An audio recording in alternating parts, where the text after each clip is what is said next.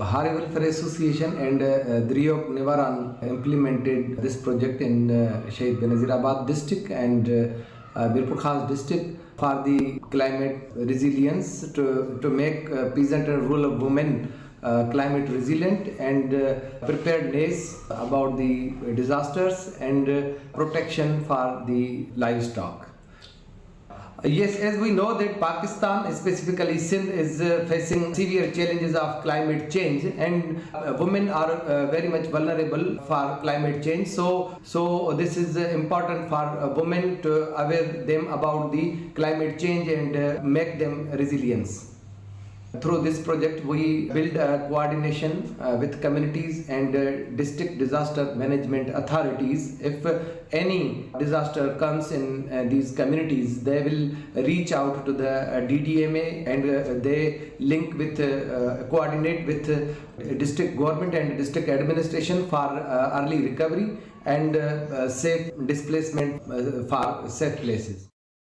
अस्सलाम वालेकुम, मेरा नाम फौजिया है। मैं गुडोत खान लिगारी तालका मीरपुर खास में रहती हूँ और मैं पोलियो की मरीज हूँ।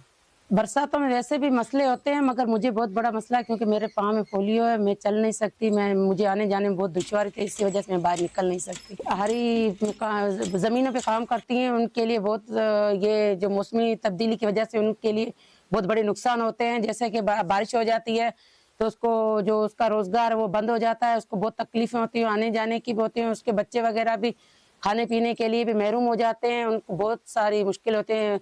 जो कुदरती ये आफतें वगैरह आती हैं, इसमें उनको बहुत बड़े मसले होते हैं। हारी वेलफेयर एसोसिएशन की जानिब से हमें ट्रेनिंग दी गई थी कि जो कुदरती आफतें हैं उनसे बचने का क्या हल है और कैसे बचना चाहिए, और कुदरती आफतें आती कैसे हैं, उससे बचाव क्या करने है, उसके हवाले से हमें ट्रेनिंग दी गई। मुझो नालो समानी आहे, हाजी होतकान लिगारी वेठी आहियां।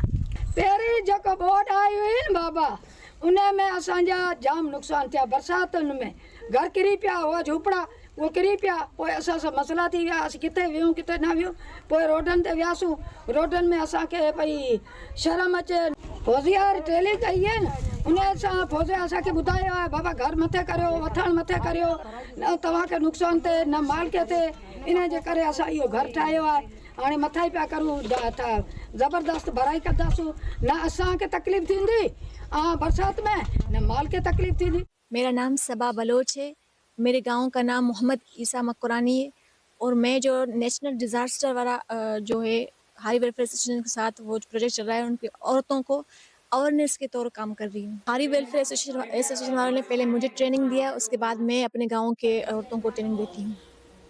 जो नेशनल डिज़ास्टर होते हैं, जैसे कि यहाँ पर बोर्ड हो गया, सैलाब या ये तूफ़ानी बरसात, ज़िलज़िले वगैरह, इनकी ट्रेनिंग पे मैं काम करती हूँ। पहले जो ये थे गाँव की औरतें थी, उनको ये सारी चीज़ें मतलब पता नहीं थे, मतलब किस तरह से हम अपनी चीज़ों को महफूज करें, किस तरह से अपने घरों को मतलब महफूज करें। तो हमने मतलब थोड़ी उनको ट्रेनिंग दिया, गाइड किया। तो उन्होंने मतलब ये सीख लिया, अगर कोई ऐसी तूफ़ान वगैरह बरसात वगैरह आ गई ना, तो मतलब पहले से ये तैयार होंगे, अपने घरों को मजबूत करेंगे, अपने जो कीमती सामान है उनको महफूज करके रखेंगे, मेडिसिन वगैरह जो कागजात वगैरह है उनको महफूज करके रखेंगे। और जो मतलब हमारे छुपाए माल के हैं उनकी जगह क्या करें, सिर्फ जो मट्टी दे ताकि वो ऊपर आए और बरसात का पानी उन्हें खराब न करे। जनालो सकीना बाबा रहंदी आहिनि ॻोठ में, शाह मोहम्मद खशकेली जे में बोॾूं थियूं अचनि, जानी नुक़सान माली नुक़सान असांजा थियनि था। अने 22 वारी बोॾ में असांजा नुक़सान थिया, घर बर बि ॾही विया। हाली इन हारी इदारे में असांखे ट्रेनिंग ऑफिसरनि कराई, असांखे चयूं पंहिंजा घर मथे ठहिरायो, अन्न पंहिंजी गुंजियूं मथे करियो, माल जा वाड़ा पंहिंजा मथे ठहिरायो, जाके तव्हांजी ईअं नुक़सानु न थींदो। इहे असांखे सिखा ॾिनो। पोइ असां पंहिंजा घर मथे ठहिराया, वाड़ा मथे करे ठहिराया। फ़ाइदो आहे असांखे इन जो।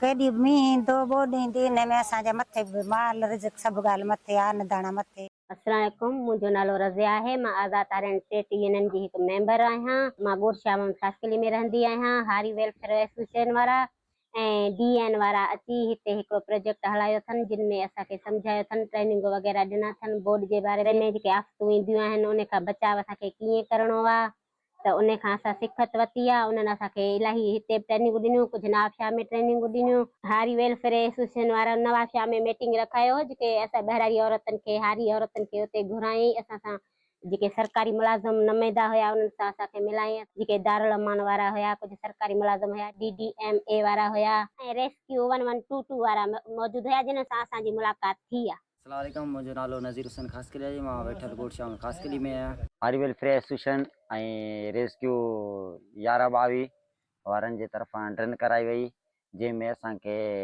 उते सेखारियो त कंहिंखे धकु लॻे थो, को बुॾे थो, को बाहि में सड़े थो, या को अहिड़ो मुसीबत अचे थो त उन खां उनखे कीअं बचाइणो आहे। मेरा नाम अहमदीन अबड़ो है। मैं Sindh emergency rescue services 1122 district station Shaheed Benazirabad में as a fire and rescue trainer के तौर पर अपनी ड्यूटी सर अंजाम दे रहा हूँ। हाल ही में हमने हारी वेलफेयर एसोसिएशन के तवस्सुल से डिस्ट्रिक्ट शहीद बेनज़ीराबाद के 6 विलेजेस में हमने ट्रेनिंग्स करवाई थी। हमारी ट्रेनिंग्स का मकसद वहाँ के लोगों को इमरजेंसी के हिसाब से आगाह करना था। मां ज़ीशान मेहदी, डिस्ट्रिक्ट इमरजेंसी ऑफिसर रेस्क्यू 1122 शहीद बेनज़ीराबाद।